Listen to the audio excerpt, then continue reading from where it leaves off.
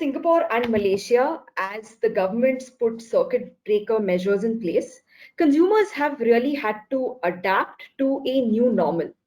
We at AI Palette, in collaboration with Food Industry Asia, have put together a series of webinars to understand how this normal has changed food preferences and consumer behavior.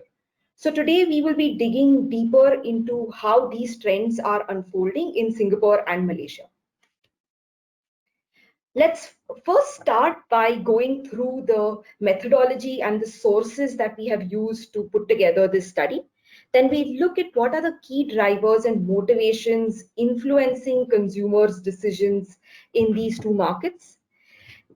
Then we look at the growing and the declining product categories.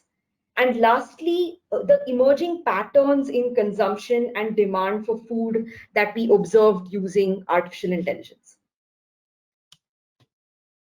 A brief introduction about myself. I'm the head of innovation and insights at AI Palette. And I come with a background in brand management across Asia and the US. AI Palette is a Singapore-based startup backed by the government of Singapore. We've built a trend spotting platform that uses artificial intelligence and machine learning to help consumer goods companies predict and identify trends as they emerge locally in markets across Asia. We do this based on the following approach. So our approach is based on three main pillars. Firstly, we focus on food and beverage specific data. So our patented algorithm essentially is trained on data with respect to food and beverages. And the reason that is important is because the words that consumers use in the context of food tend to be very different. For example, when the word hot is used in the context of food, it typically means something that is spicy and rich in chili, and hot in any other context refers to the temperature, which is why we train our algorithm on food and beverage specific data. Next, we look at the customized sources for each and every market. So for every market that we look at what are the most popular data sources in that specific market. And lastly, our algorithm is language agnostic. What that means is that it is trained to understand multiple non-English languages. Today, for instance, we will be using the algorithm's capabilities to analyze Malay. With that, let's go into the methodology that we have used for today's analysis. So firstly, we started with identifying what are the local and relevant data sources for the two markets, Singapore and Malaysia. And these are essentially the most popular sources where consumers are having organic conversations about their choices and preferences. This helps us not only identify trends in real time, it's also data which is available to us even in these difficult times of circuit breaker and social distancing. Next, we work to collect all these millions of data points and then run our proprietary AI algorithm on top of that to identify any changes in patterns. So we typically present this an output on our dashboard, but today for the ease of sharing, we've put together this report for you. With that, let's go into the data sources that we have analyzed for today's report. So firstly, we've looked at the most popular data sources on social media, which are Twitter and Instagram when it comes to food. And we've looked at data from Google.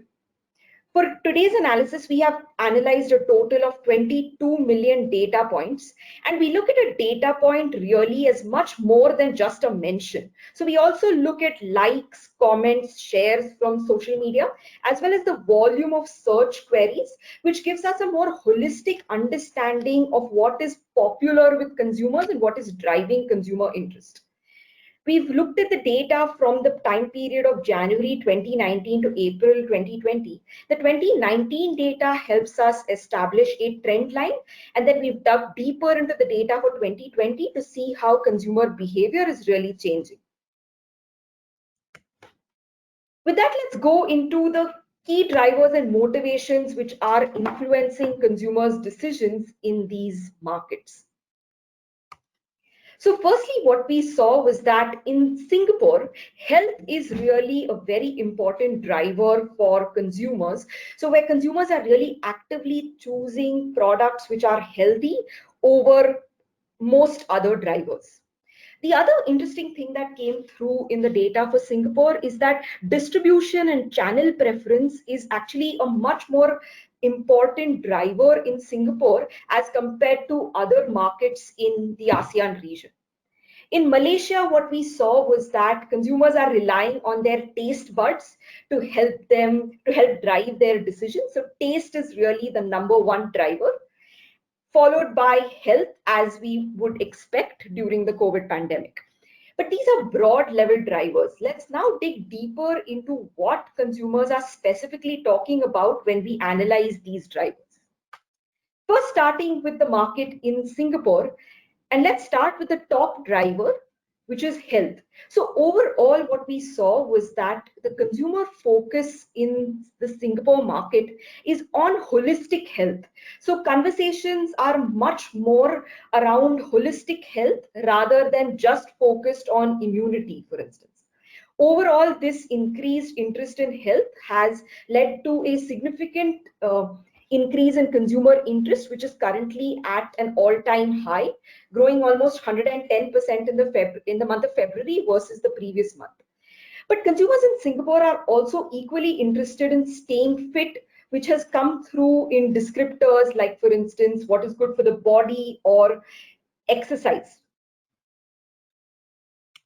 Next, let's look at immunity and how that topic is really unfolding in the market of Singapore. So what we see is that under the broader umbrella of health, immunity as a topic did see an all-time peak in the month of February and March when the circuit breaker measures were first put in place, but that has started declining and has started coming to normal levels.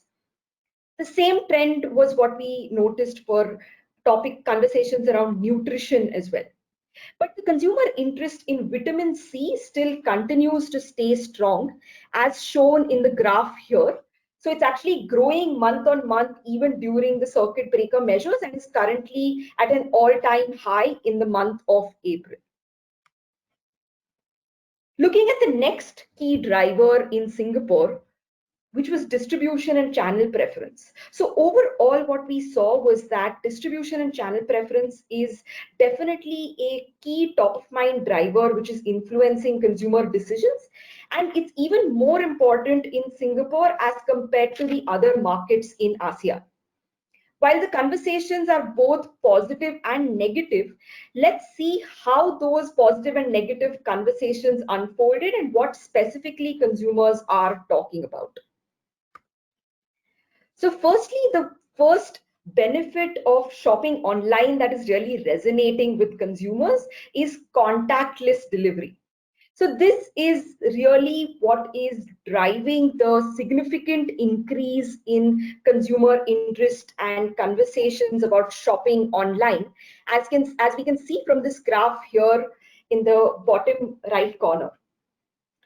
And while contactless delivery is appealing to consumers, there were just as many conversations talking about the frustrations of products not being available online or delays in delivery when it comes to e-commerce, and even insufficient options of delivery times. Overall, across channels, consumers also expressed a frustration with some products not being available. So lack of availability is still a concern which is plaguing consumers. Next, let's look at the next key driver in the Singapore market, which is taste. So overall, we saw that consumers are actively choosing to eat healthy. So the attention is really moving from taste to health. The consumer interest in health has sort of plateaued, and that's what was really reflected, and that's what our algorithm really picked up. Looking at the next driver, what we see is that there has been a steady interest in packaging as a driver, and overall it did show some increase, an increase of 66% in the month of February versus the previous month, when the circuit breaker measures in the pandemic really increased in severity in Singapore. But packaging is a very broad topic. Let's double click on that and see what specifically consumers are talking about.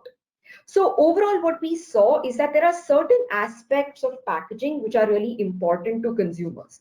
Firstly, size was really an important factor which drove decision making. And of course, especially during the stockpiling times, and when going to the grocery store is not as easy as it normally is, easy and prolonged storage is also equally important to consumers in Singapore.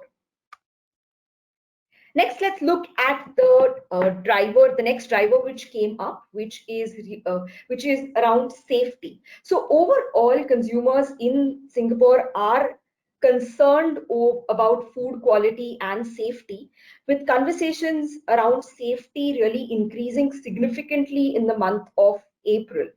And we expect that to be the trend until the circuit breaker measures are really called off. With that, we've seen the drivers which are influencing consumer decisions in Singapore. Now let's move our focus to see how these drivers are unfolding in the market of Malaysia. So overall, we saw the number one driver which is influencing consumer decisions in Malaysia to be taste.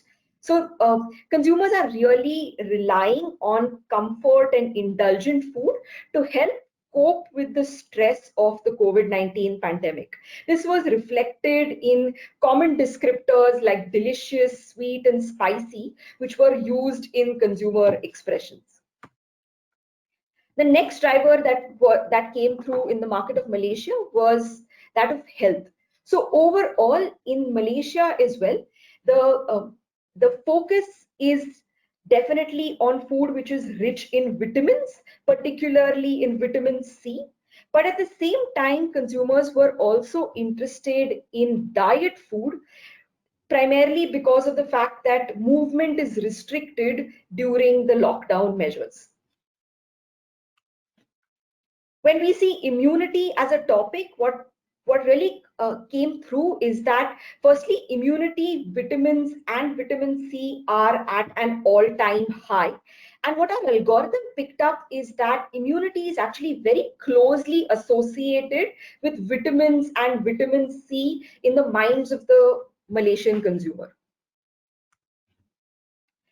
Next, let's look at the driver of price. So overall, what we saw was that when the government put in place the movement control order in Malaysia, that has had a dampening effect on the economy, and that has made people in Malaysia to become cautious about what they're spending on.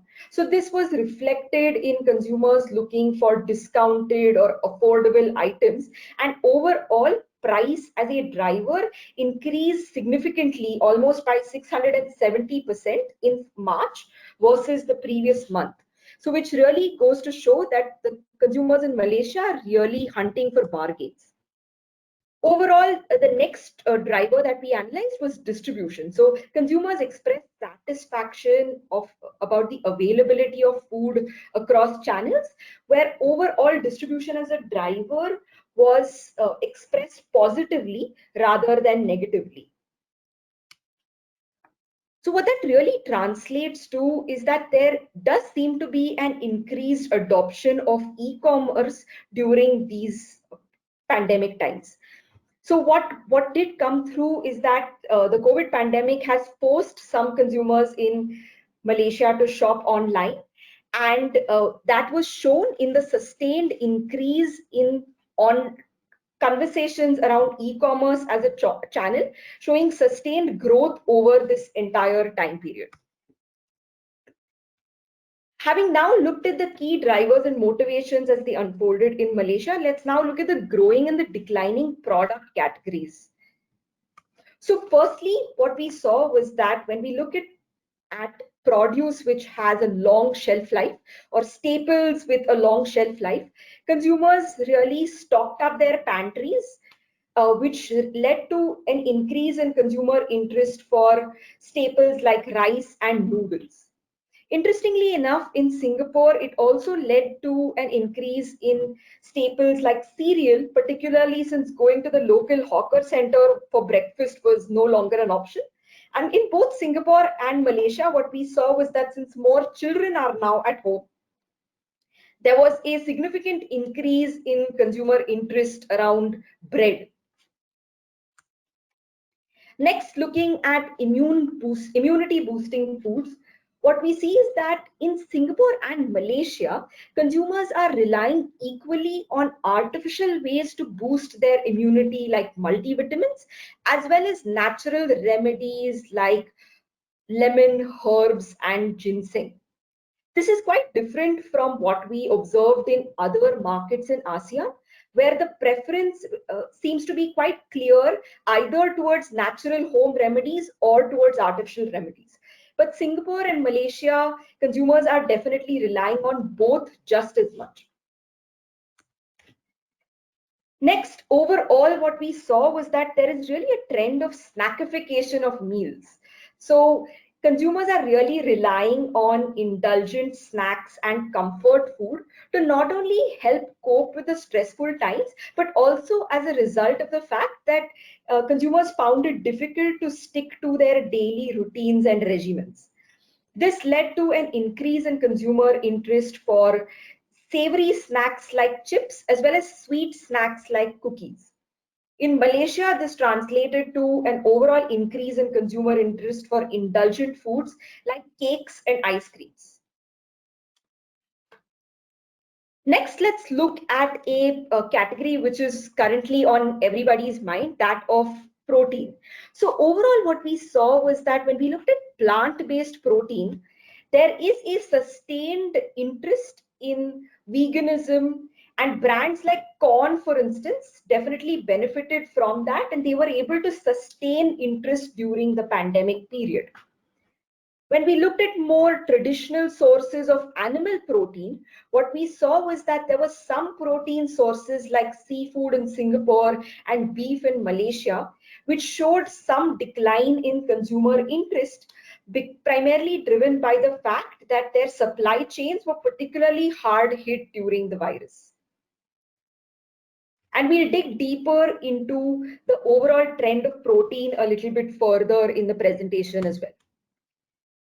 And the last product category that we would want to highlight is that of fast food and or beverages and foods which typically consumers eat in hotels, restaurants, and cafes. So overall, what we saw was that for fast food like pizzas and burgers, home delivery really helped boost the consumer interest in Singapore and Malaysia. On the other hand, beverages which are typically consumed in the QSR space like milk tea and fruit tea did show some decline in Singapore, particularly driven by the fact that a lot of these standalone beverage shops were deemed as non-essential, so they had to stay shut during the circuit breaker measures. Fruit tea in Malaysia did show a bounce back though, especially in the month of Ramadan.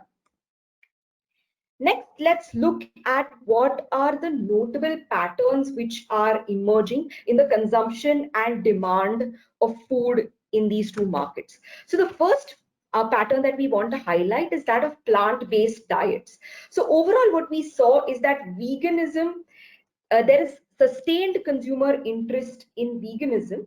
But interestingly enough, a lot of consumers in Singapore particularly explored vegetarian recipes. So the graph at the bottom shows a significant increase in consumer interest around vegetarian recipes, especially those which consumers are trying out at home. Moving on to plant-based protein. So what we saw was that overall there is sustained interest in plant-based protein through the entire pandemic as well, which was also reflected in brands like corn, which were able to sustain this interest during this entire period. And this sustained interest is also reflected in a lot of product launches which brands are launching in the ASEAN region. Next, let's look at the other pattern which really emerged. So overall, the COVID-19 pandemic has really reignited discussions in Singapore about being self-reliant when it comes to food. A lot of these discussions are encouraged by the government, but that definitely did resonate with consumers as well, which showed the graph in the middle shows a significant increase in consumer interest around locally sourced food. So what the message that the government is encouraging in terms of making Singapore self-reliant does seem to resonate with consumers as well. That also led to a decrease in consumer interest when it came to imported food as well, as shown in the graph right at the bottom. This trend unfolded a little bit in Malaysia as well. So overall, there was a significant spike in interest around locally sourced food in Malaysia as well. And sourcing as an overall conversation topic did seem to catch more consumers' attention during this time period in Malaysia. There was some spike in international food as well, particularly driven by the entire interest in fast food and snackification. And the last pattern that we want to highlight is really this preference for homemade food. So what we saw was that the COVID-19 pandemic has really made chefs out of a lot of home cooks. So overall, consumers are trying and experimenting much more when it comes to home cooking and baking. And in Singapore, particularly, it showed a significant spike during the circuit breaker, especially since going to the local hawker center was not really an option. In Malaysia, while there was an increase during the peak of the movement control order, that increase in demand for homemade food seems to be returning to normal levels now as these economies start opening up. So with that, we cover the patterns that we wanted to highlight today. I'll leave you with this parting thought. So as we see the circuit breaker measures ease in these two markets, and as life begins to return to normal, we will be definitely keeping a keen eye on how consumer behavior is changing. And if you're interested in knowing how you can use AI to identify trends and identify changes in consumer behavior in real time, please feel free to reach out. My contact details are on the screen right now. With that, Desmond, we can open the floor up to questions.